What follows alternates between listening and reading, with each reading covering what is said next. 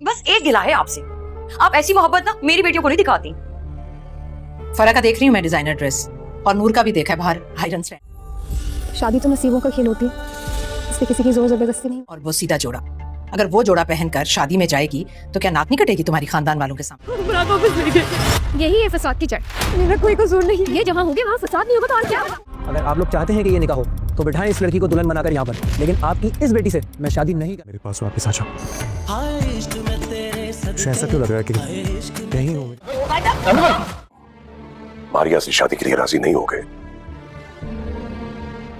चाहते हैं कि ये निकाह हो तो बिठाएं इस लड़की को दुल्हन बनाकर यहाँ पर, लेकिन आपकी इस बेटी से मैं शादी नहीं। मुझे राजी करने के लिए इससे ज्यादा घटिया तरीका। तुम्हारी माँ को तलाक दे दूंगा। आज मैं इसको नहीं छोड़ूंगी, जान से मार दूंगी, जान से मार दूंगी।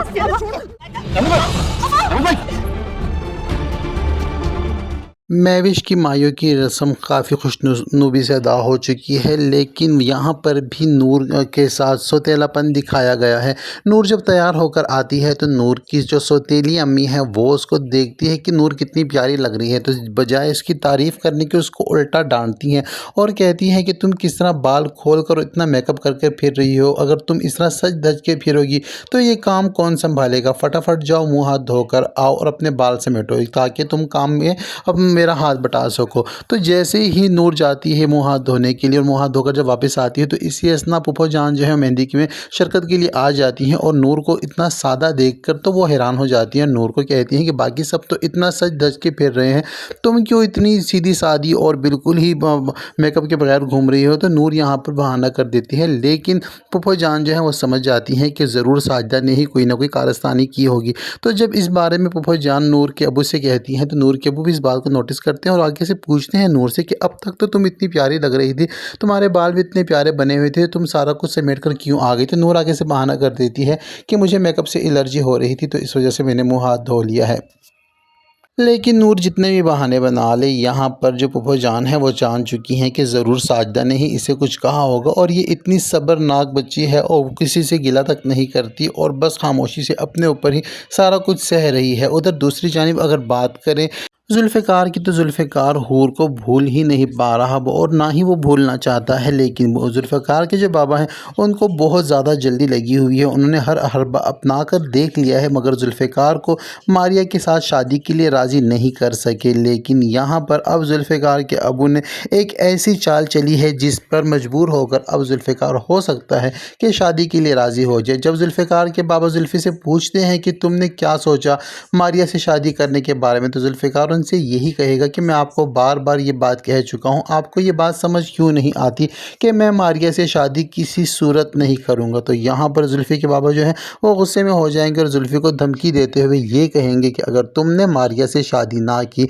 तो मैं तुम्हारी माँ को तलाक दे दूँगा। तो ये बात सुनकर जुल्फ़िकार भी बहुत ज़्यादा परेशान हो जाता है और जुल्फ़ी की जो मामा है वो भी बहुत ज़्यादा परेशान हो जाती हैं और उसकी बहन का भी आँखें और मुँह खुला रह जाता है कि इतनी बड़ी बात बाबा ने कैसे कर दी। तो जुल्फ़ी अपने बाबा को ये कहता है कि मुझे राज़ी करने के लिए आप इतनी घटिया पने की हद तक चले जाएंगे, मुझे आपसे ये उम्मीद ना थी, लेकिन आपसे इस किस्म की उम्मीद करना शायद मेरी गलती थी। तो यहाँ पर जो है जुल्फ़िकार के बाबा ने अब खुले आम धमकी दे दी है, जुल्फ़ी को मजबूर कर रहे हैं कि वो मारिया से शादी कर ले और मारिया के साथ अपनी ज़िंदगी शुरू करे। लेकिन जुल्फ़ी बहुत ज़्यादा परेशान है और वो नूर से बहुत ज़्यादा मोहब्बत करता है। जुल्फ़ी जो है परेशान हो जाता है, सोचता है, लेकिन उसको मौका मिलना चाहिए क्योंकि वो सोचकर ही फैसला करेगा। इतना बड़ा फैसला है, इतना बड़ा फैसला हूर से मशवरा किए बिना वो कैसे कर सकता है, क्योंकि हूर को तो जुल्फ़ी ज़िंदा ही समझता है। जुल्फ़ी के सामने भी हूर आती है, चाहे उसके ख्यालों में ही सही, मगर जुल्फ़ी उससे बातें करता है। उधर दूसरी जानिब जो है महविश की बारात आ जाती है और महविश की बारात काफ़ी धूमधाम से आती है और बारात वाले दिन जो है फूफो जान खुद लेकर जाती हैं नूर को शॉपिंग पर और शॉपिंग पर लेकर जब जाती हैं तो उसको प्यारा सा ड्रेस लेकर देती हैं, जो कि नूर की अम्मी को ये पसंद नहीं आता। और नूर की अम्मी जो है नूर की फूफो से गिला भी कर देती हैं कि जितना प्यार आप नूर के लिए दिखाती हैं अब मेरी दूसरी बाकी 2 बेटियों के लिए आप नहीं दिखाती। तो यहाँ पर जो फूफो जान है वो साजदा से कह देती हैं कि कल रात भी नूर कितनी सिंपल घूम रही थी और तुमने उसको घटिया सा सूट लेकर दिया था, और अपनी बेटियों की तुम शॉपिंग देखो इतने महंगे और ब्रांड के सूट लेकर दिए हुए हैं, तो इसमें तुम्हारी ही बेइज्जती है। जब नूर इतना घटिया सा सूट पहनकर बारात में शामिल होगी तो क्या तुम्हारी नाक नहीं कटेगी? तो इसी वजह से मैंने तुम्हारी इज्जत बचाने के लिए ही नूर को शॉपिंग करवाई है, तो इसमें तुम्हें इतराज़ नहीं होना चाहिए।